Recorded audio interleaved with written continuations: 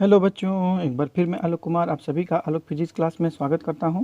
जैसा कि हम लोगों ने पिछले क्लास में बच्चों ऊष्मा और ताप के संबंध में विभिन्न प्रकार के थर्मामीटर पे हम लोगों ने विचार किया था और साथ ही ये भी जानने का प्रयास किया था बच्चों कि थर्मामीटर कितने प्रकार के होते हैं, तापमापी कितने प्रकार के होते हैं, जिसमें हम लोगों ने जनरली 2 प्रकार के थर्मामीटरों पर हम लोगों ने विचार किया था। जो कि सबसे पहला आता है कि द्रव्य थर्मामीटर, उसके बाद हम लोगों ने विचार किया था कि गैस थर्मामीटर क्या होता है। तो गैस थर्मामीटर हम लोगों ने पिछले वीडियो में आप लोगों को बताया था कि 2 प्रकार के होते हैं, जिसमें पहला होता है नियत आयतन गैस थर्मामीटर तापमापी और दूसरा होता है नियत दाब गैस तापमापी। आज हम लोग उसी टॉपिक्स में विचार करने वाले हैं बच्चों, जिसे कहते हैं नियत दाब गैस तापमापी। जनरली ये थर्मामीटर जो है हमारे दैनिक जीवन में इसका इस्तेमाल नहीं किया जाता है, लेकिन फिर भी जो है टेम्परेचर को शुद्धता के साथ मापने के लिए जो है इस प्रकार के थर्मामीटर का उपयोग हम लोग करते हैं, है कि नहीं। ज़्यादातर जो है बच्चों गैस नियत आयतन गैस तापमापी का ही इस्तेमाल किया जाता है। और यह तापमापी जो है, जिसको हम लोग नियत दाब गैस तापमापी कहते हैं, इसका इस्तेमाल बहुत कम रेयर केस में ही किया जाता है।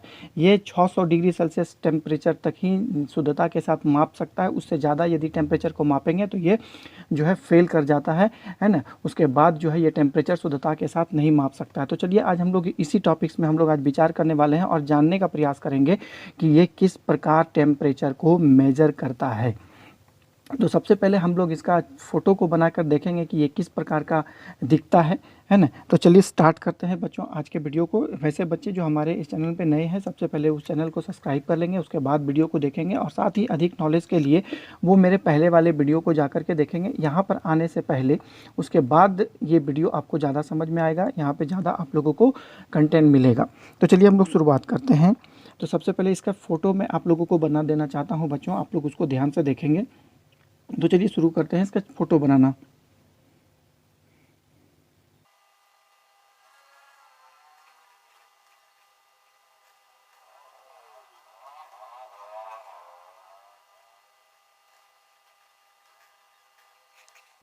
तो इसका जो फ़ोटो है बच्चों कुछ इस प्रकार का होता है। ये एक जो है बल्ब होता है। मैं सब कुछ आप लोगों को बता दूंगा। इसका नाम ए है, इसका नाम बी है और यहाँ पर एक स्टॉप कॉर्क लगा हुआ रहता है बच्चों, है कि नहीं। और इसमें आसंकित रहती है, स्केल बना हुआ रहता है इसमें, और इसमें कुछ भाग में पारा इसमें भरा हुआ रहता है ना। और यहाँ पर सल्फ्यूरिक एसिड है, ये एक है ना मैनोमीटर है, जिससे हम लोग दाब को बराबर करते हैं, एम है। और इसका नाम बी है और ये सी है। और ये जो केस नली से जुड़ी है इसका नाम ए बी है और ये केस नली का नाम है सी डी। तो ये कंप्लीट हो गया इसका फिगर, है कि नहीं। तो अब हम लोग धीरे धीरे, सबसे पहले एक बार मैं आप लोगों को बता देना चाहता हूँ कि इसका काम कैसे किया जाता है कि नहीं। उसके बाद हम लोग देखेंगे कि इस टेम्परेचर को हम लोग कैसे मेजर करते हैं।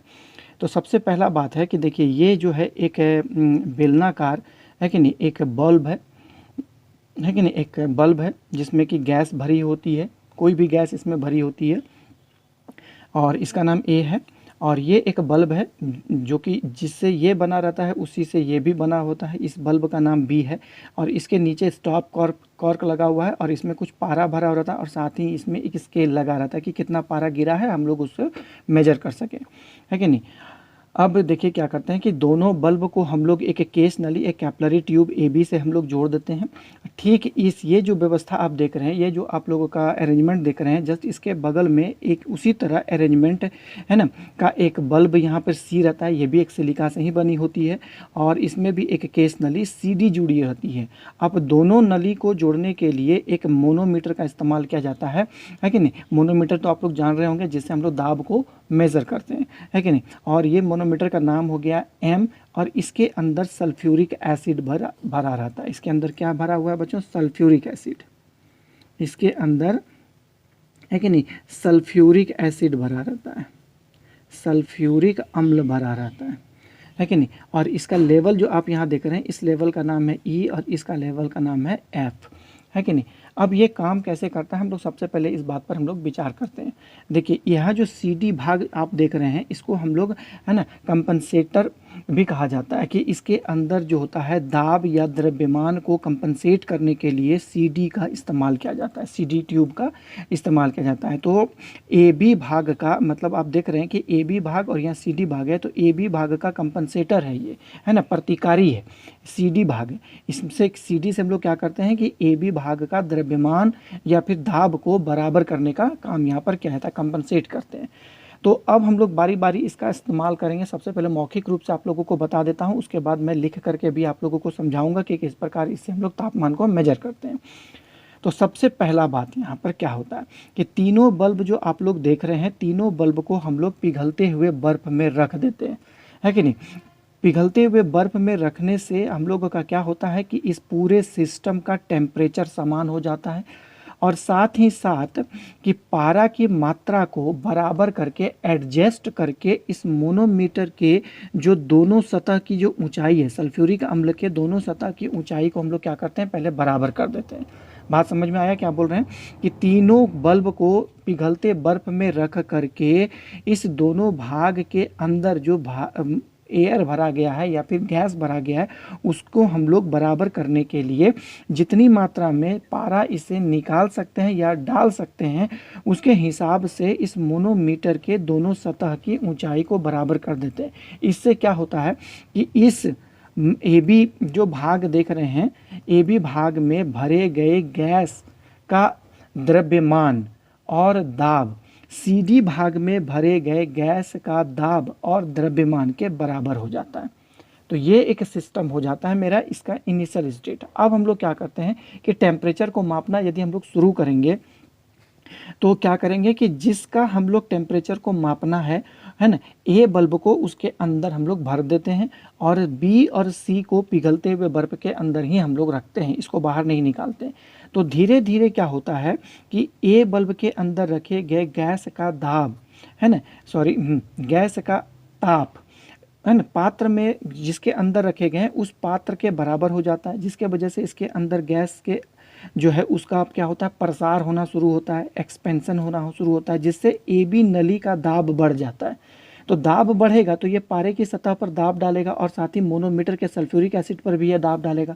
तो सल्फ्यूरिक एसिड पर दाब डालता है जिससे इसका ई सतह क्या होता है, नीचे चले जाता है और एफ सतह इसका ऊपर चले जाता है। तो ये तो असंतुलन की स्थिति है। अब इसको कंपनसेट करने की ज़रूरत है, इसको प्रतिकारी करने की आवश्यकता है। तो हम लोग क्या करते हैं कि इस स्टॉप कॉर्क को खोल करके इससे क्या करते हैं हम लोग कि पारा की कुछ मात्रा को हम लोग बाहर निकाल देते हैं, है कि नहीं, और तब तक निकालते हैं कि जब तक कि इस दोनों का लेवल जो होता है समान ना हो जाए। तो जो पारा इससे निकला उसको किसी अच्छे पात्र में रख करके, है कि नहीं, उसका घनत्व से भाग दे करके इसका आयतन कितना पारा निकाले हैं उसका आयतन हम लोग ज्ञात कर लेते हैं। तो वह आयतन जो हवा जो होता है ताप के कारण कितना प्रसार हुआ, वह आयतन हम लोगों को ज्ञात हो जाता है। तो ये सिस्टम के हिसाब से हम लोग क्या करते हैं, उसका टेम्परेचर को मेजर करेंगे, आगे हम लोग पता करेंगे। पहले हम इसके बारे में कुछ डिस्क्रिप्शन को लिख देते हैं बच्चों, आप लोग अपने कॉपी में इसको अच्छी तरह से उतारेंगे नहीं। तो यहाँ पर हम लिख देते हैं कि चित्र में, यहाँ पर देखिए कि चित्र में दिखाए गए, है कि नहीं, चित्र में दिखाए गए तापमापी को, है ना, तापमापी को क्या कहते हैं, इसको किसने बनाया था, इसको कहते हैं कैलेंडर, है कि नहीं, कैलेंडर। देखिए वायु प्रतिकारी कंपनसेटर इसी को कहते हैं, है ना, प्रतिकारी तापमापी इसको कहा जाता है, तापमापी कहते हैं, है कि नहीं। इस तापमापी को कैलेंडर नाम के वैज्ञानिक ने बनाया था, है ना। जिसमें क्या होते हैं, देखिए जिसमें ए एक बेलनाकार बल्ब होता है, जिसमें ए एक बेलनाकार बल्ब होता है, बेलनाकार बल्ब होता है जो सिलिका का बना होता है, कांच, है ना, जो सिलिका का बना होता है, जो सिलिका का बना होता है ना। इसी के समान, देखिए इसी के समान एक बल्ब बी होता है, इसी के समान एक बल्ब बी होता है जिसमें पारा भरा जाता है कि नहीं, जिसमें पारा भरा जाता है तथा स्टॉप कॉर्क से जुड़ा रहता है, तथा स्टॉप कॉर्क से जुड़ा रहता है, स्टॉप कॉर्क से जुड़ा रहता है कि नहीं। साथ ही इसे आसंकित कर दिया जाता है, स्केल कर दिया जाता है ना, आसंकित, साथ ही इसे आसंकित कर दिया जाता है, इसे आसंकित कर दिया जाता है। बात समझ में आ गया। अब देखिए इस व्यवस्था में दोनों बल्ब को, देखिए दोनों बल्ब को एक केस नली, है कि नहीं, दोनों बल्ब को एक केस नली AB द्वारा जोड़ दिया जाता है, AB द्वारा, है ना, AB द्वारा जोड़ दिया जाता है, AB द्वारा जोड़ दिया जाता है ना, दोनों बल्ब को AB केस नली द्वारा जोड़ दिया जाता है। अब देखिए इस भाग, है कि नहीं, इस भाग के प्रतिकारी भाग, है ना, इस भाग के प्रतिकारी भाग में भी A तथा B बल्ब के, A तथा B बल्ब के समान बल्ब C रहता है, बल्ब C रहता है कि नहीं, बल्ब C रहता है, जो केस नली CD से जुड़ा रहता है कि नहीं, जो केस नली CD से जुड़ा रहता है कि नहीं। अब दोनों भागों को AB तथा, है ना, AB तथा CD भाग, इसको कहेंगे AB तथा CD भाग, है ना, AB तथा CD भाग को एक मैनोमीटर, है ना, एक मैनोमीटर M द्वारा, एक मैनोमीटर M द्वारा जोड़ा जाता है या जोड़ दिया जाता है, जोड़ दिया, मैनोमीटर M द्वारा जोड़ दिया जाता है, जिसमें सल्फ्यूरिक एसिड, जिसमें क्या भर दिया जाता है, सल्फ्यूरिक अम्ल, है ना, रख दिया जाता है, सल्फ्यूरिक अम्ल रख दिया जाता है। बात समझ में आ गया। इतनी बातें तो आप लोगों को क्लियर हो गई होगी। अब देखिए यहाँ पर हम लोग क्या करते हैं, है ना, इतनी बात आप लोग समझ में आ गया होगा, है ना। ये इसका बनावट है ना। देखिए ताप को मापने के लिए, ताप को मापना हम लोग शुरू करते हैं तो उससे हम लोग सबसे पहले क्या करते हैं, देखिए ताप को मापने से पहले, है कि नहीं, ताप को मापने से पहले तीनों बल्ब को, है कि नहीं, तीनों बल्ब को पिघलते बर्फ, है कि नहीं, पिघलते बर्फ में रख दिया जाता है, पिघलते बर्फ में रख दिया जाता है, और आवश्यकतानुसार, है ना, और आवश्यकतानुसार बी बल्ब में पारा डालकर या निकालकर मोनोमीटर की, है कि नहीं, मोनोमीटर M के दोनों सतह E तथा F, है ना, को बराबर किया जाता है, को क्या किया जाता है, बराबर किया जाता है, बराबर किया जाता है। इससे क्या होता है, फ़ायदा क्या है कि नहीं, इससे फ़ायदा यही होता है कि बराबर कर देने से इससे क्या होता है कि इससे AB तथा CD भाग में, है ना, CD भाग में गैस का द्रव्यमान तथा दाब बराबर हो जाता है कि नहीं, द्रव्यमान तथा दाब क्या हो जाता है, बराबर हो जाता है, द्रव्यमान तथा दाब बराबर हो जाता है। बात समझ में आ गया, द्रव्यमान तथा दाब बराबर हो जाता है ना। यहाँ पर हम लोग क्या करते हैं, सबसे पहले कि ये तीनों बल्ब को बल्ब के अंदर रख देते हैं और आवश्यकता अनुसार बी बल्ब में या तो पारा डाल करके या पारा को बाहर निकाल करके, है कि नहीं, पारा को हम लोग बाहर निकाल करके, है ना, क्या करते हैं हम लोग कि इस मोनोमीटर में रखे सल्फ्यूरिक एसिड की ऊंचाई को, सतह को, दोनों को हम लोग बराबर कर देते हैं। इससे हम लोगों को फ़ायदा क्या होता है, जब बराबर ये कब होगा, जब इस बल्ब में मतलब ए बी केस नली में जो वायु है उसका दाब और सी डी केस नली में जो वायु है उसका दाब दोनों बराबर हो जाएगा, तब ना इस सतह पर दोनों बराबर दाब डालेगा, जिससे क्या हो जाएगा, दाब बराबर होगा। दाब बराबर होगा तो इसके अंदर रखे गए गैस का आयतन द्रव्यमान भी बराबर हो जाएगा। क्लियर हो गया इतनी बातों को। अब यहाँ पर हम लोग देखिए ताप को मापना शुरू करते हैं। देखिए ताप को, देखिए क्या करते हैं, आप लोग फोटो को अपने कॉपी में बना लिए होंगे बच्चों, देखिए, है ना।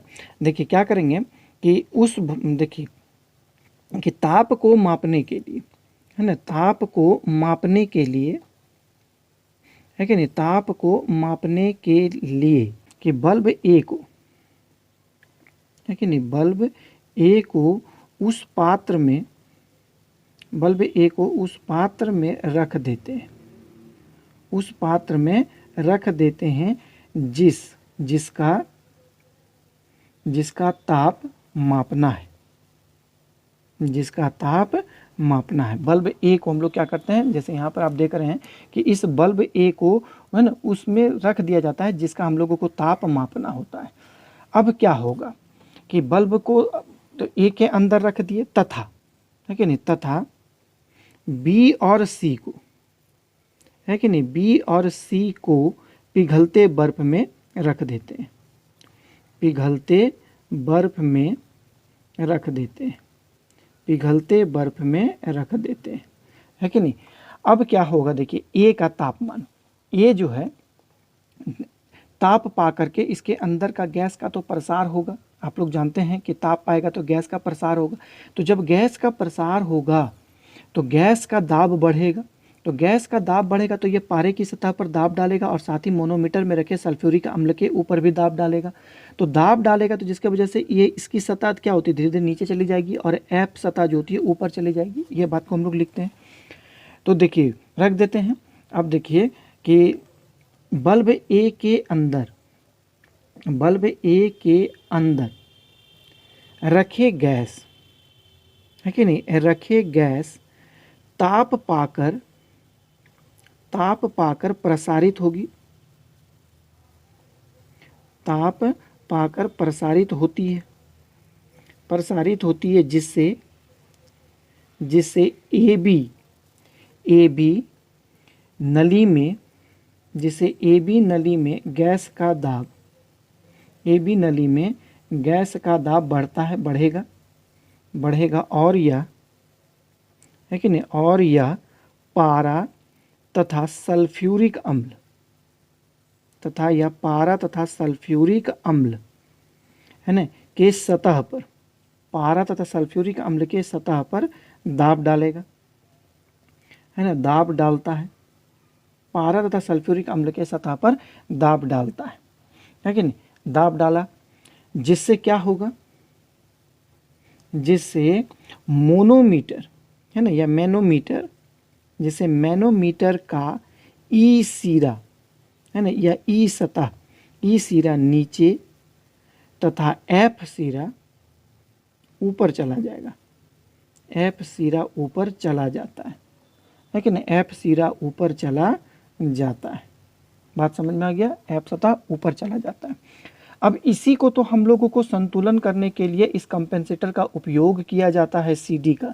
अब हम लोग क्या करेंगे, ये तो असंतुलन मेरा बन गया कि ई सिरा ऊपर चला गया, एफ सिरा ऊपर चला गया। इससे आपका क्या हुआ, इससे इस व्यवस्था में क्या प्रभाव पड़ा, इससे प्रभाव पड़ता है क्या कि इस नली का दाब बढ़ गया और इस नली का दाब जो था पहले वही है। इस नली का दाब क्या होता, जो पहले था वही है, लेकिन इस सिरा का दाब, या मेरा ए बी भाग का दाब मेरा बढ़ गया, है कि नहीं। तो अब हम लोगों को क्या करना है, कंपेंसेटर का बराबर करना है। अब यहाँ पर देखिए क्या करते हैं कि ये स्टॉप कॉर्क को खोलते हैं और इससे पारा को हम लोग बाहर निकाल देते हैं, और पारा को तब तक बाहर निकालते हैं कि जब तक कि दोनों सिरा बराबर ना हो जाए, है कि नहीं। तो जब दोनों सिरा बराबर हो जाता है तो इसका मतलब है कि ए बी और सी डी का फिर क्या हो गया, दाब बराबर हो गया और आयतन भी बराबर हो जाता है। तो इस व्यवस्था का हम लोग प्रयोग करते हैं। चलिए हम लोग इस बात को आगे लिखेंगे। हम लोग क्या करेंगे, ऊपर चला जाता है, देखिए कि देखिए है ना, प्रतिकारी जिसको कंपनसेटर कहते हैं, प्रतिकारी भाग का उपयोग कर, प्रतिकारी भाग का उपयोग कर यह संतुलन को ठीक किया जाता है कि नहीं, या सॉरी असंतुलन को, या असंतुलन को ठीक किया जाता है, ठीक किया जाता है, या असंतुलन को ठीक किया जाता है, जिसमें बल्ब बी है कि नहीं, जिसमें बल्ब बी के स्टॉप कॉर्क से है कि नहीं, जिसमें बल्ब बी के स्टॉप कॉर्क से पारा का कुछ भाग तब तक बाहर निकाला जाता है, तब तक बाहर निकाला जाता है, तब तक बाहर निकाला जाता है जब तक मैनोमीटर का है कि नहीं, जब तक मैनोमीटर का दोनों सतह, जब तक मैनोमीटर का दोनों सतह या सिरा है ना समान ऊंचाई का ना हो जाए, समान ऊंचाई का ना हो जाए, तब तक बाहर निकाला जाता है कि नहीं। और इस स्थिति में पुनः फिर क्या होता है, द्रव्यमान और दाब उसका बराबर हो जाता है बच्चों। तो ये बात आप लोगों को पता चल गया है कि नहीं। अब हम लोग यहाँ पर उसका थ्योरी का पोर्शन स्टार्ट करते हैं कि इतनी बातें हम लोगों को पता चल गया। तो अब यहाँ पर लिखेंगे, देखिए माना V1 जो है कि नहीं, माना V1 क्या है ना, V1 A तथा C बल्ब का आयतन है, बल्ब का आयतन है। और V2 क्या है, V2 आप लोग अपने फिगर को देखेंगे कि देखिए V2 क्या है, AB तथा CD केस नली का आयतन है ना, केस नली का आयतन है। और V3 क्या है ना, देखिए बल्ब B से निकले है कि नहीं, बल्ब B से निकले पारा का आयतन है, पारा का आयतन है। ये बात पता चल गई। अब टेम्परेचर देखिए, आप लोग तो अच्छी तरह से जानते हैं कि ये जो बल्ब है वो उस पात्र में डाला गया जिसका तापमान हम लोगों को मापना है। तो मान लेते हैं कि उस पात्र में डाला गया जिसका तापमान मापना है, उसका ताप कितना है, T है कि नहीं। तो T है, और ये दोनों बल्ब को हम लोग बर्फ में रखे थे, तो ये दोनों बल्ब का तापमान कितना हो जाता है, T0 0 डिग्री सेल्सियस, और यहाँ पर भी 0 डिग्री, दोनों का तापमान 0 डिग्री सेल्सियस है। और साथ ही साथ ये जो आपका केस नली है इसका तापमान T है और इसका भी तापमान T है। मैंने यहाँ पे सब कुछ कर दिया। तो यहाँ पर एक बात देखिए बल्ब A का, यहाँ पे लिखेंगे कि बल्ब A का है कि नहीं, बल्ब A का ताप T है कि नहीं। B तथा C है कि नहीं, B तथा C का ताप कितना है, T0 है। और AB तथा CD केस नली का ताप कितना है, T डिग्री सेल्सियस है। सब डिग्री सेल्सियस में, डिग्री सेल्सियस, ये भी डिग्री सेल्सियस और ये भी डिग्री सेल्सियस में। तो आदर्श गैस का अवस्था समीकरण का इस्तेमाल करना है। देखिए आदर्श गैस का अवस्था समीकरण मैं आप लोग को छोटा सा यहाँ नोट कर देता हूँ। आदर्श गैस का अवस्था समीकरण क्या होता है, PV = nRT होता है, हम लोग जानते हैं। तो इसको हम लोग तो ऐसे भी लिख सकते हैं, देखिए P है कि नहीं, P कर दिए यहाँ पर, और नीचे में हो गया V/T = कितना हो जाएगा, यहाँ पर हो जाएगा NR। आप लोग R से तो परिचित है, इसको गैस कांस्टेंट कहते हैं, और ये क्या होता है ना, मोल की संख्या है ना। तो चलिए इसी समीकरण का प्रयोग करके हम लोग सबसे पहले किसका प्रयोग करेंगे बच्चों, हम लोग AB भाग का, AB भाग के है ना, AB जो भाग आप देख रहे हैं इसके लिए हम लोग इसका, उसके बाद हम लोग इस भाग का प्रयोग करेंगे कि AB भाग के लिए आदर्श गैस के अवस्था समीकरण का प्रयोग करने पर, है कि नहीं। आप लोग इस बात को समझिए। देखिए AB भाग के लिए है कि नहीं, आदर्श गैस का अवस्था समीकरण का प्रयोग करेंगे, आदर्श गैस का अवस्था समीकरण का प्रयोग करते हैं, आदर्श गैस का अवस्था समीकरण का प्रयोग करते हैं, समीकरण का प्रयोग करते हैं, आदर्श गैस का अवस्था समीकरण का प्रयोग करते हैं। तो इसमें हमको क्या मिलेगा, देखिए यहाँ पर मिला, सबसे पहले P को हम लोग बाहर कर दिए, उसके बाद A का, बल्ब A का विचार करते हैं। तो बल्ब A का आयतन कितना है V1 और उसका तापमान कितना है, जैसे V बाई यहाँ पर T था। तो अब AB जो भाग है उसमें 3 भाग है, एक बल्ब A है और दूसरा क्या हो गया, एक केस नली हो गया, है ना। बल्ब A है, उसके बाद इसका केस नली है, उसके बाद बल्ब यहाँ पर B। तो इसमें 3 भाग का हमको आयतन और तापमान को दर्शाना पड़ेगा। तो यहाँ पर हो गया V1 और इसका तापमान उसको T तापमान वाले पात्र के अंदर रखा गया था। उसके बाद आता है V2, तो V2 मेरा क्या हो गया, केस नली हो गया, तो V2 और नीचे में कितना होगा इसका तापमान, तो हमने लिख दिया कि AB तथा केस नली का तापमान कितना है, T डिग्री सेल्सियस है। तो यहाँ पर मैंने कर दिया T। अब आता है B भाग का तापमान, तो B भाग का आयतन मैंने पहले ही मान लिया है कि नहीं। देखिए तो V3 बल्ब का आयतन कितना है, T3 है। तो यहाँ पर मैंने T3 और उसको बर्फ़ के अंदर डुबा के रखा गया था, तो उसका कितना हो गया, टेम्परेचर T0 हो गया। तो ये क्या हो गया मेरा AB भाग का, है ना, के लिए आदर्श गैस का अवस्था समीकरण का प्रयोग करेंगे और यहाँ पर लिख दिया मैंने RT।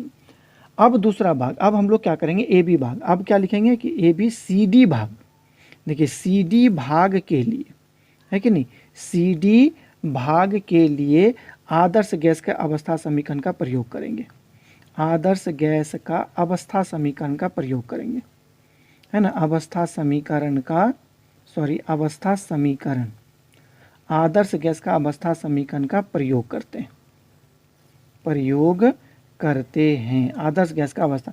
तो इस स्थिति में क्या हो जाएगा, इस स्थिति में यहाँ पर हो जाएगा P नहीं। अब देखिए कि जो है ना CD भाग है, CD भाग में तो 2 ही है, एक है केस नली और एक है मेरा बल्ब। तो इसका आप लोग जानते हैं कि केस नली का आयतन हम लोग क्या माने हैं, पहले V2 माने, तो यहाँ पर कर दिए V2। और इस केस नली का तापमान कितना है, हम लोगों ने पहले मान लिया T, तो T कर दिए प्लस। अब ये जो केस नली है C, इसका आयतन हम लोगों ने कितना माना है, आप देखें A तथा C बल्ब का आयतन V1 है, तो यहाँ पर लिख दिया V1। और C नली को तो हम लोग बर्फ़ के अंदर डुबा कर रखें, इसलिए इसका तापमान भी हो जाएगा T0। बात समझें। और ये भी किसके बराबर हो गया, RT। तो ये दोनों, मैंने पहले ही कहा है कि ये दोनों जो है भाग, ये क्या है, बराबर है कि नहीं, ये संतुलन है। मतलब इस भाग को प्रतिकारी करने के लिए इसका इस्तेमाल किया जाता है कि नहीं। तो ये दोनों आपस में बराबर होंगे, तो दोनों को हम लोग बराबर करेंगे। नेक्स्ट पेज में चलिए देखते हैं। तो देखिए दोनों को बराबर करेंगे बच्चों, तो क्या आएगा मेरे पास, दोनों को बराबर करेंगे तो मेरा कुछ इस प्रकार आएगा। यहाँ पर हो गया P और ये हो जाएगा V1/T, है कि नहीं, प्लस यहाँ पर हो गया V2/T प्लस ये हो गया V3/T0, है कि नहीं, इक्वल टू ये भी हो जाएगा P, ये कितना हो गया V2/T प्लस हो जाएगा V1/T0। ये दोनों को मैंने आपस में बराबर कर दिया। तो P तो यहाँ से कैंसिल हो जाएगा और साथ ही देखिए क्या कैंसिल होगा, V2/T, यहाँ भी है V2/T, ये भी दोनों कैंसिल हो जाएगा। तो लेफ्ट साइड जो बचेगा वो बचेगा V1/T प्लस बचेगा V3/T0 और इधर क्या बचेगा मेरा, देखिए V1 यहाँ पर बचा T0। तो हम लोग क्या करेंगे कि ये भाग को बराबर के इधर ले आएंगे, तो यहाँ पर क्या हो जाएगा V1/T इक्वल टू V1/T0 और फिर हो जाएगा माइनस V3/T0। तो डेट सिंप्लाइज, हमको तो क्या ज्ञात करना है बच्चों, T हम लोगों को ज्ञात करना है। तो इसका इस्तेमाल हम लोग करेंगे, पहले इसको और भी हम लोग सॉल्व कर लेते हैं। यहाँ पे T0 है तो V1 माइनस V3 और नीचे में हो गया T0। तो आप इसको आप उलट दीजिए, बदल सकते हैं। तो ये हो गया T/V1, इसको हम लोग कर दिए T0/V1 माइनस हो गया V3 और V1 को हम लोग ऊपर कर देंगे। तो यहाँ क्या हो गया T is equal to V1 है ना V1 माइनस V3 और इधर आ गया मेरा T0। तो ये जो हम लोग ज्ञात करिए डिग्री सेल्सियस में, ये किस में है, ये हो गया सेल्सियस पैमाना में, इसको हम लोग कहते हैं सेल्सियस पैमाना में, ये चीज़ हम लोग जानते हैं। तो लेकिन केल्विन पैमाना में हम लोग अब ज्ञात करेंगे, तो हम लोग मान लेते हैं कि माना कि पात्र किस में रखे थे, बल्ब A को हम लोग रखे थे, A बल्ब को जिसमें रखे थे, जिसका टेम्परेचर T हो गया था। माना पात्र का ताप यहाँ पर थीटा डिग्री सेल्सियस है, सेल्सियस, तथा बर्फ का, लेकिन तथा बर्फ का ताप 0 डिग्री सेल्सियस है, ये बात मान लेते हैं हम लोग। तो T बराबर क्या हो जाएगा, है कि नहीं, केल्विन पैमाना हम लोग ज्ञात कर रहे हैं, तो T डिग्री केल्विन में हम लोग निकाल रहे हैं, है कि नहीं। तो T इज इक्वल टू, यहाँ तो सेल्सियस में निकाले थे, यहाँ हम लोग केल्विन में निकालेंगे। तो यहाँ पर क्या होगा, T बराबर कितना हो जाएगा, देखिए तो थीटा प्लस 273। मैंने आप लोगों को बताया था कि केल्विन पैमाना में ताप को मापने के लिए कि डिग्री सेल्सियस में 273 को प्लस कर दिया जाता है, और 0 डिग्री सेल्सियस कितने के बराबर होता है, 273 केल्विन के बराबर होता है। तो यहाँ सारी बातों को हम लोग यहाँ रख देंगे। तो यहाँ पे T के जगह में क्या रखेंगे, थीटा प्लस हो जाएगा 273 इक्वल टू V1 बटा V1 माइनस V3, और यहाँ पर क्या हो गया 273। तो 273 को बराबर को उधर ले जाएंगे, है कि नहीं। तो यहाँ पर हो गया V1 माइनस, जैसे V1 बटा V1 माइनस V3 273, और फिर आ गया यहाँ पर मेरा 273, ये केल्विन पैमाना में निकाल रहे हैं। तो यहाँ थीटा इज इक्वल टू कितना हो जाएगा, V1 माइनस V3, और यहाँ 273 को कॉमन निकालेंगे तो -1 आ गया, और बाहर में आ जाएगा 273। नहीं, अब इसको हम लोग थोड़ा सॉल्व भी कर सकते हैं। तो थीटा इज इक्वल टू हो जाएगा V1, और इसको यहाँ पर पहुँचा देते हैं, माइनस V1 प्लस यहाँ पर हो गया V3, और ये हो गया V1 माइनस V3, है ना, और गुना करके लिख देते हैं 273। तो V1 कैंसिल हो गया, तो थीटा इज इक्वल टू हो जाएगा V3 बटा V1 माइनस V3 गुना 273। तो ये इक्वेशन है केल्विन पैमाना में टेम्परेचर को मेजर करें। तो सिर्फ आयतन हम लोग ज्ञात करके जो है हम लोग टेम्परेचर को मेजर कर सकते हैं। तो ये था मेरा नियत दाब गैस ताप मापी का सिद्धांत, है ना, जिसको आप लोगों ने अच्छी तरह से आज आप लोग समझा बच्चों। तो आज मेरा वीडियो इतना ही रहेगा। नेक्स्ट क्लास में आप लोगों को मैं बताऊंगा बच्चों कि प्रतिरोध तापमापी क्या होता है, कि किस प्रकार जो है प्रतिरोध का इस्तेमाल, विद्युत प्रतिरोध का इस्तेमाल करके हम लोग किसी भी पदार्थ का टेम्परेचर को मेजर कर सकते हैं। और साथ ही साथ उस दिन मैं ये भी बताऊंगा आप लोगों को कि विकिरण तापमापी क्या होता है, या फिर आप लोगों को बताऊंगा कि ताप विद्युत तापमापी का प्रयोग कैसे करते हैं। ताप विद्युत तापमापी का प्रयोग आप लोग तो जनरली आजकल के क्लास में बच्चों को नहीं पढ़ाया जाता है ना। पुराने जब सिलेबस हुआ करते थे उस समय एक लेसन आता था कि ताप विद्युत युग्म, थर्मोकपल्स, है कि नहीं। तो उसका बहुत अच्छा सिद्धांत थ्योरी हुआ करता था बच्चों। तो उसी का सिद्धांत का प्रयोग करके हम लोग टेम्परेचर को भी मेजर कर सकते हैं। तो किस प्रकार मेजर करेंगे वो आप लोगों को मैं नेक्स्ट क्लास में बताऊंगा।